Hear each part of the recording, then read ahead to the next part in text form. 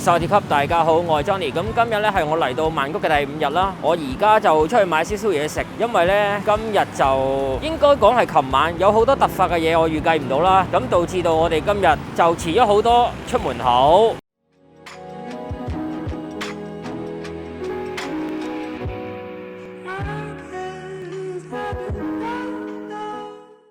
咁所以我哋而家就唯有出去買啲嘢食。咁今日嘅天氣嚟講咧，都係陰陰沉沉。而家俾大家睇下。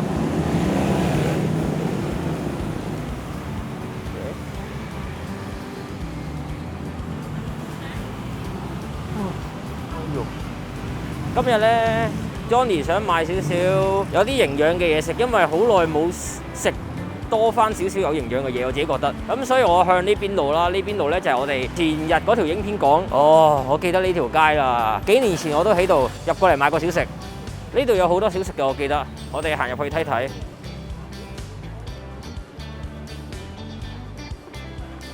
我哋望一望先。其實咧，我嚟咗曼谷呢幾日咧，我都未飲過泰國嘅奶茶，睇下會唔會等緊有機會飲一飲。因為我發覺咧，呢趟我嚟到曼谷之後咧，我係冇入過大商場。唔好問我點解，個原因咧就喺前排嗰啲片，大家睇到噶啦。睇睇先，呢度有啲咩食咧？褪埋少少先，我哋有啲湯類嘅嘢，睇先啊。呢個係OK， 睇先。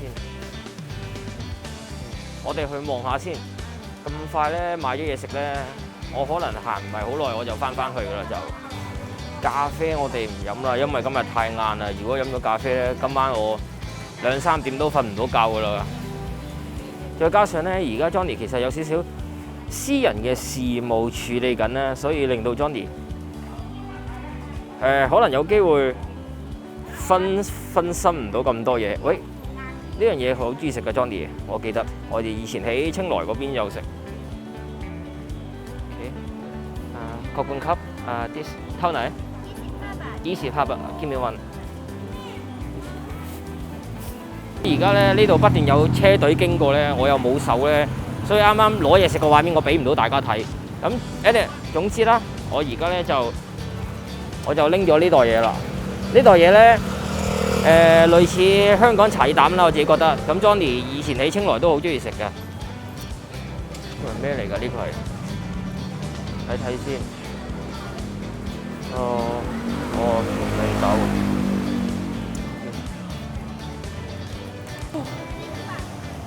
哇！點解呢個時候咁多車隊嘅？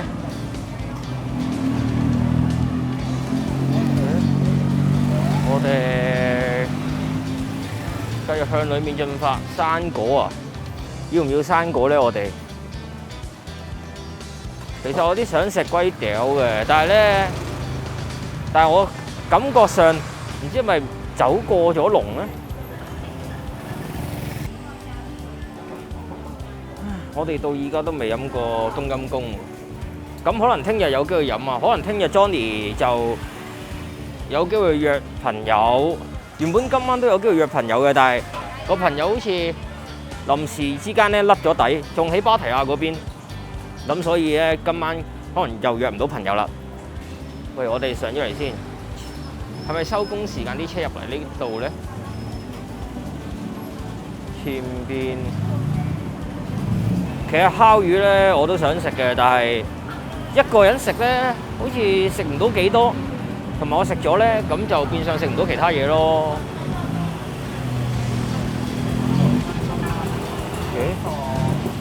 我哋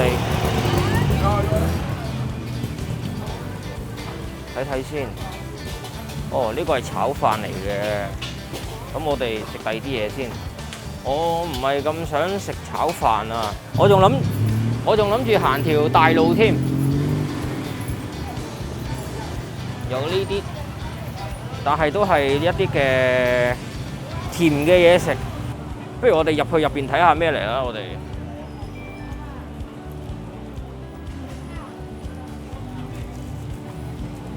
炸嘢食。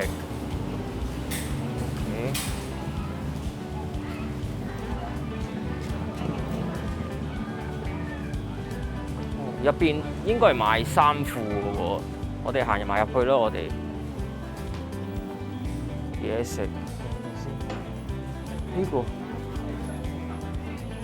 我咪行錯咗方向咧？點解呢邊人流咁少嘅？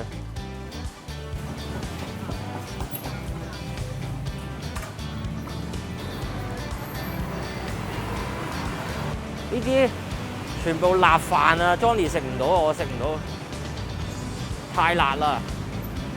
可能過多一排咧，我哋要揾髮型屋剪頭髮添啊！咁睇下呢段時間 ，Johnny 會唔會多咗個拍檔啦？如果多咗個拍檔嘅話咧，好多嘢都可以迎刃而解嘅嗰啲問題。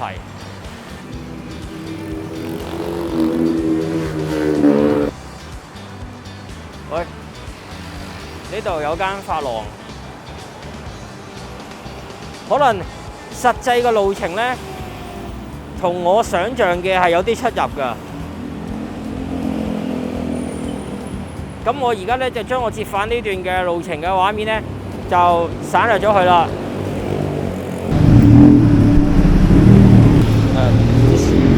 one OK one 多多味的今天多多味。我聽唔明佢嗰句拎走嘅泰文係乜嘢啊？如果我記得嘅話咧，我就可以同人哋講啦。因為有啲人咧，我講剔歐可能未必明。啱啱我只係做咗個手勢咁樣，下次要記清楚人哋講剔歐嘅泰文係乜嘢先得。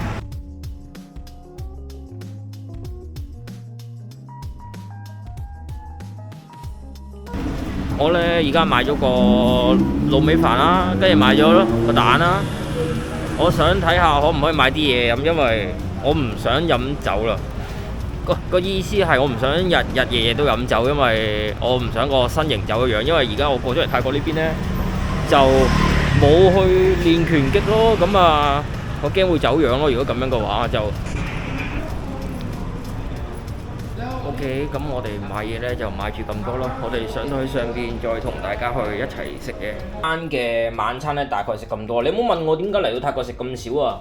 其實咧 ，Johnny 已經係過咗嗰個好迷戀泰國嘢食嘅狀態㗎啦。咁只不過係可能我有少少會同其他人唔同啦。咁啊變相嘅唔同嘅意思係我嚟泰國嘅次數啊。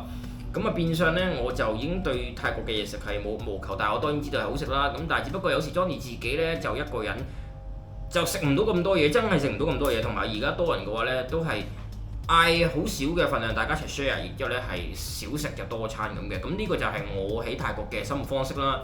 咁好啦，如果你中意 Johnny 嘅影片，同埋想了解我喺泰國嘅歷程，同埋每日更新嘅進步程度究竟點樣，亦都係訂閱同埋打呢個小鈴鐺。我係 Johnny，約定你下一部影片再見。